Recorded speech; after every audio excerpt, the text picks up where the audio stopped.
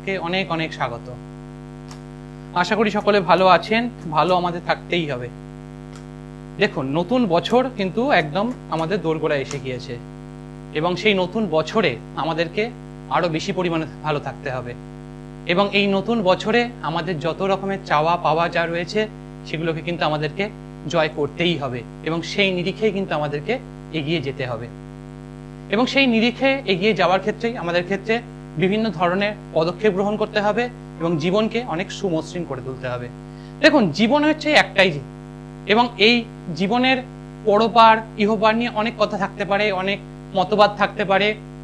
দেখুন, সেই বিষয়ে আজকে আলোচনা কিছু করছি না, কিন্তু একটা কথা বলবো যে জীবনে সবসময় চেষ্টা করতে হবে নিজেদেরকে সঠিকভাবে নিরীক্ষণ করার এবং এই জীবনে সবসময় চেষ্টা করবেন প্রতিটা দিন যাতে আপনারা ভালোভাবে কাটাতে পারেন, প্রতিটা দিনকে বিশেষভাবে গুরুত্ব দিন এবং সকলের সঙ্গে সুসম্পর্ক বজায় রাখুন এবং জীবনের এই সুসম্পর্ক এবং তার সঙ্গে সঙ্গে নিজেদের ব্যবহারিক ক্ষমতাকে ক্রিয়াশীল করুন।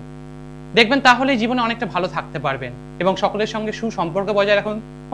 তার কারণ দেখুন, এই জীবন এই ব্যবহারটাই হচ্ছে আসল এবং মানুষ চলে যায় কিন্তু এই ব্যবহার এটাই কিন্তু থেকে যায়। তাই যত পরিমাণ দেশ হিংসা টিএনপিসি যতটা পারেন ততটা পরিমাণ কম করার চেষ্টা করুন। আর আপনার যারা প্রতিপক্ষ তাদের নিয়ে চিন্তা করবেনই না, তার কারণ যে প্রতিপক্ষ সেই কিন্তু আপনাকে আপনার যোগ্যতা সে নিজেই নিরিখে চিনিয়ে দেবে। তার কারণ সে যে আপনাকে নিয়ে কতটা স্কেয়ার্ড বা ভীত বা আপনার পেছনে কি পরিমাণ আপনাকে সময় দিচ্ছে, আপনাকে নিয়ে ভাবছে, আপনাকে নিয়ে জ্বলছে, এটা নিয়েই তো আপনাকে নিশ্চিন্ত থাকতে পারেন। প্রতিপক্ষকে তাকে তার মতো ছেড়ে দিন, দেখবেন সে তার কর্মফল এমনি তার সময় সুযোগ অনুযায়ী সময় অনুযায়ী প্রকৃতি অর্থাৎ পরমা প্রকৃতি এবং ঈশ্বর উভয় কিন্তু তার কর্মফলের যে উপযুক্ততা তা কিন্তু সময় নিরিখে ঠিক বিচার করে নেবে। তো আজকের আমাদের যে আলোচনা, বেশ কয়েকটি পর্ব ধরে কিন্তু আমাদের আলোচনা চলছে 2025 সালটা আমরা কেমন থাকতে পারি। তো এবার আমার অনেক বন্ধু রয়েছেন যারা কিন্তু তাদের জন্ম সময়টা কিন্তু জানেন না, কিন্তু জন্ম তারিখটা জানেন। অর্থাৎ আজকের যে অনুষ্ঠান সেটা নিউমেরোলজিক্যালি যার যা বার্থ ডেট অর্থাৎ 1 থেকে 9 সংখ্যার যে বার্থ ডেট গুলো সেগুলোর ক্ষেত্রে কার কিরকম চলতে 2025 সালের নিরূপতা কেমন তাকে নিয়েই কিন্তু আজকে আলোচনা আমাদের এগিয়ে চলবে। দেখুন, 2025 সাল, এই 2025 সালের 2 + 0 + 2 + 5 এটাকে যোগ করলে পাওয়া যায় 9। 9 মানেই হচ্ছে মঙ্গল এবং এই মঙ্গল মানেই এখানে চলে আসে বজরংবলী হনুমানজি। আর হনুমানজি যখন আমাদের জীবনে এসে প্রবেশ করেন তাহলে সেক্ষেত্রে কিন্তু আমাদের যে কোনো ধরনের বাধাই কিন্তু আমরা কিন্তু উতরে যেতে পারবো এবং আমরা কিন্তু জীবনে অনেক ভালোই হব, ভালো থাকবো এবং আমাদের নিজেদের প্রভুতাকে আমাদের নিজেদের নিরীক্ষতাকে আমরা সঠিকভাবে ব্যবহার করে আমরা কিন্তু জীবনে এগিয়ে নিয়ে যাব এবং এই জায়গাটাই হচ্ছে আমাদেরকে ইউটিলাইজ করতে হবে। দেখুন, আজকের যে আলোচনা যে প্রত্যেকটা সংখ্যা ধরে ধরে আজকে আলোচনা থাকবে যে 1 to 9 অর্থাৎ যাদের জন্ম তারিখ 1 তারিখ অথবা 10 তারিখ অথবা 19 তারিখ অথবা 28 তারিখ। দেখবেন সংখ্যাগুলোকে যোগ করলে 19কে যোগ করলে 10, তাকে সিঙ্গেল নাম্বারে আসলে 1, 28কেও যোগ করলে তাকে 10, তাকে সিঙ্গেল নাম্বারে আনলে হয় 1 এবং 1 তারিখ এবং 10 তারিখ অর্থাৎ যাদের বেসিক নাম্বার জন্মের যে তারিখটা সেটা যদি 1 হয়, যার যদি ডাবল ডিজিট থাকে তাকেও যদি সিঙ্গেল ডিজিটে আনলে 1 হয়, তাদের ক্ষেত্রে এই বছরটা কিন্তু বেশ ভালো।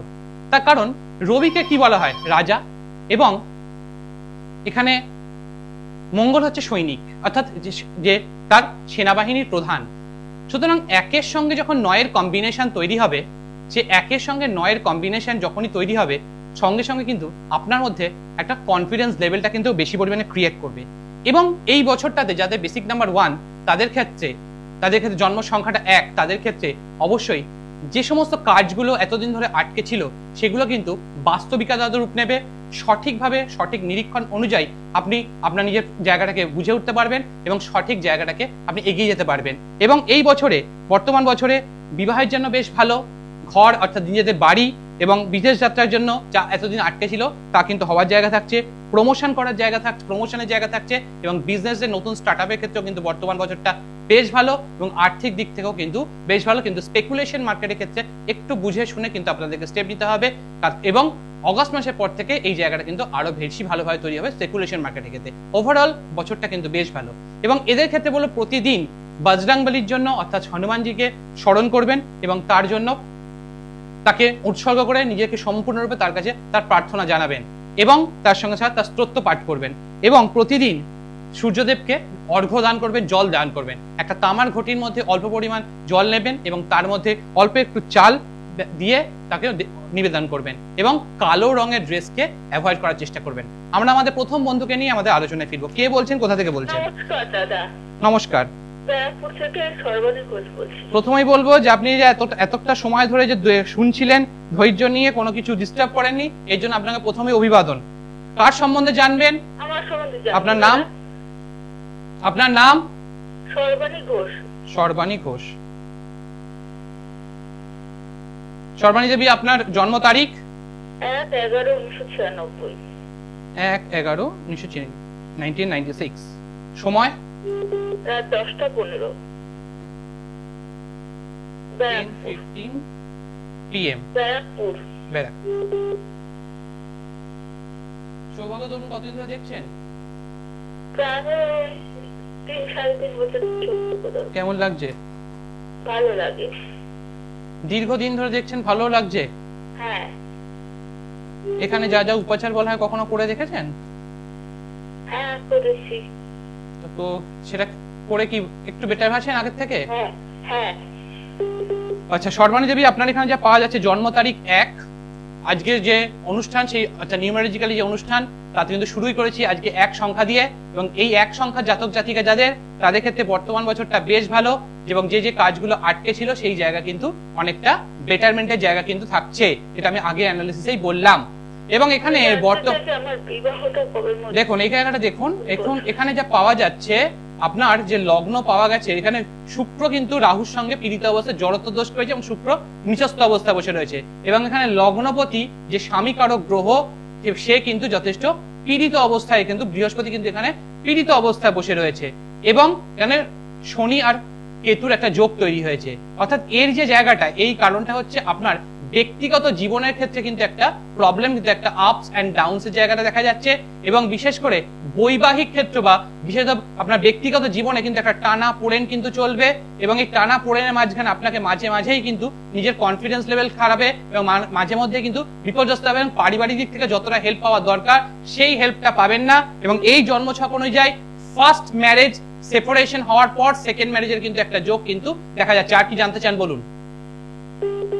হ্যালো, আপনার কি এর আগে বিবাহ হয়েছে?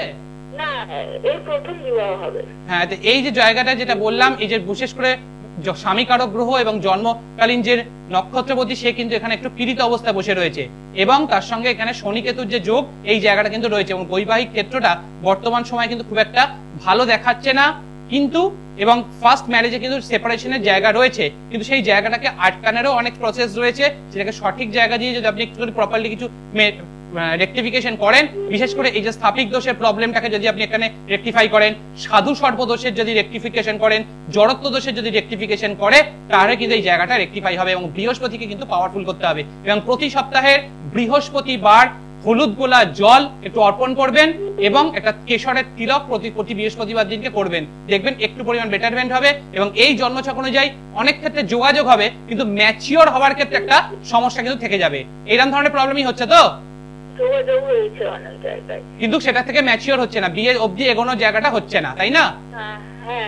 এই জায়গাটার জন্য স্পেসিফিক্যালি যে জায়গাটাকে বললাম সেই স্পেসিফিক জায়গাটাকে একটু রেকটিফাই করুন, এবং যে উপাচারটা বললাম এই উপাচারটাকে ব্যবহার করুন, দেখবেন জীবনে অনেক ভালো থাকবেন এবং জীবনে এগিয়ে যেতে পারবেন। কিন্তু অবশ্যই বলবো দেখুন বর্তমান সময়ে কর্মের জন্য খুব একটা স্টেবল টাইম কিন্তু নয়, 2027 সালের পর থেকে কর্মের জন্য একটা ভালো সময় আসবে, এবং সেই সময় থেকে কিন্তু আপনি গ্র্যাব করতে পারবেন, এবং বর্তমান সময়ে আপনি কোনো জায়গায় যদি এনগেজড হন সেক্ষেত্রে কিন্তু মাঝে মধ্যে টাসেল চলতে থাকবে, এবং ঊর্ধ্বতন কর্তৃপক্ষের সঙ্গে কিন্তু আপনার এই টাসেলটা চলতে থাকবে। আপনি কোথাও জব করেন? না, করি না। এবং বর্তমান সময় কিন্তু খুব একটা ভালো নয়, এবং আপনার ক্ষেত্রে দেখবেন বারবার ধরে যোগাযোগ হলেও ইন্টারভিউ ক্র্যাক করার ক্ষেত্রে কিন্তু একটা সমস্যা কিন্তু আপনাকে ফেস করতে হয়, তাই না? হ্যাঁ।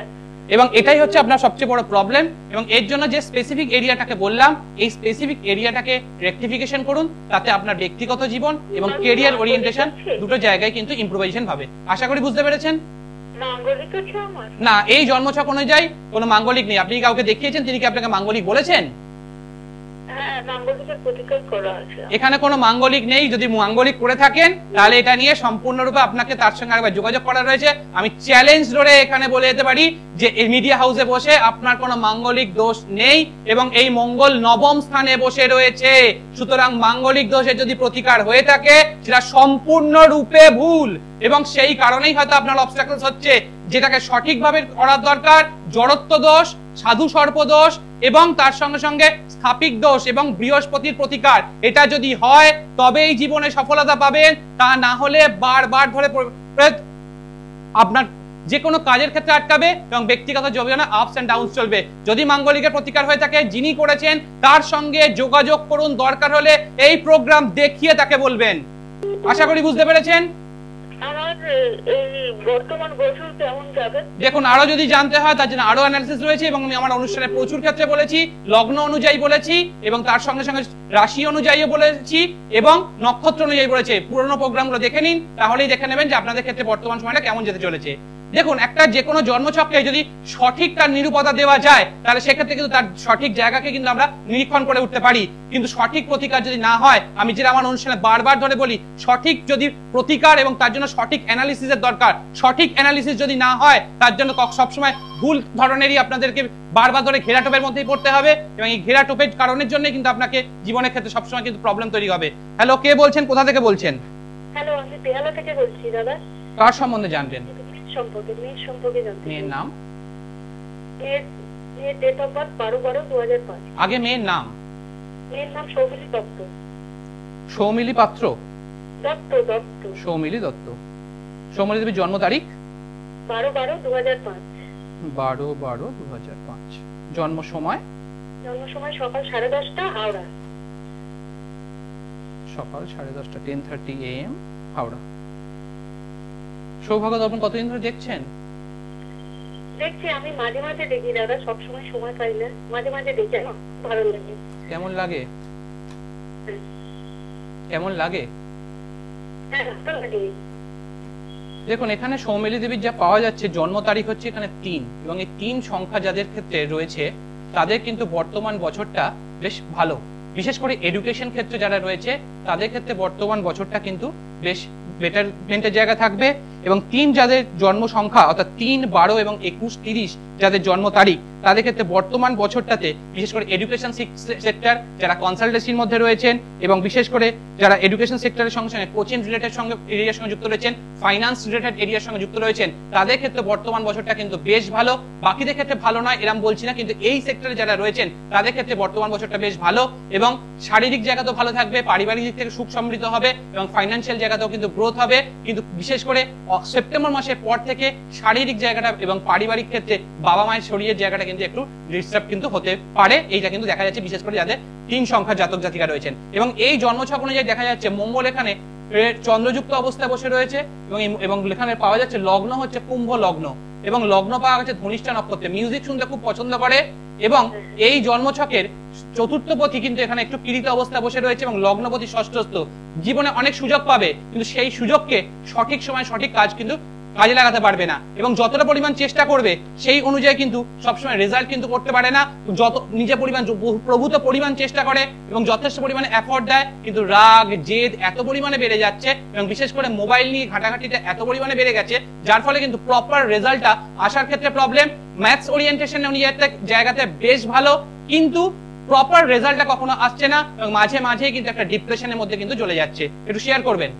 হ্যাঁ, ও ভীষণ মোবাইল ঘাটে দাদা, একদম মানে কথা শোনে না আর একটু রাত জেদটা সত্যি বেশি হয়ে গেছে যত দিন যাচ্ছে এবং এটা কিন্তু আগে ছিল না এবং আগের তুলনায় বর্তমান সময়ে কিন্তু এমনি 92% পাস করেছে, এখন ফার্স্ট ইয়ার করছে বিকম অনার্স। আমি তো আগেই বললাম রেজাল্ট ভালো হবে কিন্তু যতটা পরিমাণ পরিশ্রম করবে বর্তমান সময়ে সেই অনুযায়ী রেজাল্ট পাচ্ছে না এবং মাঝে রাগ জেদে পরিমাণ বাড়ছে এবং এখানে কিন্তু বর্তমান সময় কি এইচএস পাস করে গিয়েছে? কিন্তু এখানে যা পাওয়া যাচ্ছে ও যদি বর্তমান বিশেষ করে ক্যারিয়ার ওরিয়েন্টেশনের জায়গা বেশ ভালো কিন্তু এখানে একটা স্থাপিক দোষ রয়েছে এবং সেটা এবং সমস্ত গ্রহগুলোই কিন্তু এখানে রাহু কেতু দ্বারা নিয়ন্ত্রিত অর্থাৎ কালসর্প দোষের একটা নেগেটিভ অ্যাপ্রোচ কিন্তু এখানে পাওয়া যাচ্ছে এবং সেই কারণের জন্য কিন্তু ওর কিন্তু বারবার ধরে আটকাচ্ছে। এখানে কিন্তু একটা যেটা পাওয়া যাচ্ছে নেগেটিভিটি পাওয়া যাচ্ছে এবং বিশেষ করে লগ্নপতি এখানে কিন্তু পীড়িত। এই লগ্নপতিকে যদি আমরা সঠিকভাবে বিল্ড আপ করতে না পারি তাহলে সেক্ষেত্রে কিন্তু বর্তমান ভবিষ্যৎ কিন্তু একটু খুব একটা স্ট্রং জায়গা থাকবে না। এবং এই জন্মছক অনুযায়ী 100% বলা যায় গভর্নমেন্ট সার্ভিসের যোগ রয়েছে, কিন্তু স্পেসিফিক্যালি কিছু জায়গায় রেকটিফিকেশনের দরকার, তবেই কিন্তু সেখান থেকে ঠিক জায়গা থেকে এগোতে পারবে। তা না হলে কিন্তু ভবিষ্যতে কিন্তু বারবার ধরে ঘেরাট হবে, যতটা সাকসেস আসার জায়গা সেটা কিন্তু আটকে যাবে। আশা করি বুঝতে পেরেছেন। যদি মিস করে যান তাহলে ফেসবুক ইউটিউবে গিয়ে আরেকবার শুনে নেবেন। এবং আজকে যাদের বিশেষ করে রবির যাদের প্রবলেম তাদের ক্ষেত্রে যে কথাটা বললাম যে প্রতিদিনকে তারা কিন্তু অবশ্যই সূর্যদেবকে তার জল উৎসর্গ করবেন, তাহলে দেখবে আপনারা অনেক ভালো থাকবেন।